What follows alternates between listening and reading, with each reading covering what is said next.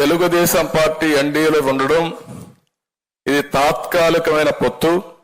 పురంధేశ్వరి గారు సరే మా ఫ్యామిలీ కావచ్చు, కానీ 30 ఏళ్లుగా ఆవిడ వేరే పార్టీలో ఉంది, కాంగ్రెస్ లో ఉంది, కేంద్రంలో మంత్రిగా పనిచేసింది, ఇప్పుడు బీజేపీలో ఉంది, రాష్ట్ర పార్టీ అధ్యక్షులుగా పనిచేస్తుంది. తెలుగుదేశం పార్టీ ఎన్డీఏలో ఉండడం ఇది తాత్కాలికమైన పొత్తు. ప్రతి ఒక్కటి ఫేక్ ప్రచారం. రేపటి నుంచి ఎన్ని ప్రచారాలు చేస్తారు నాకైతే తెలియదు. లేటెస్ట్ గా చూస్తే బీజేపీ పార్టీ ప్రెసిడెంట్ కూడా రాజీనామా చేసేసిందని ఒక వార్త పెట్టేశారు. అంత మునుపు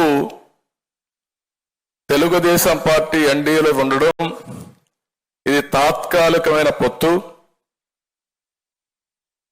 పోలవరం, అమరావతి అన్నీ అయితే తప్ప మేమేం చేయడం లేదని చెప్పి ఇంకొక లెటర్ పెట్టేశారు నా పేరుతోనే.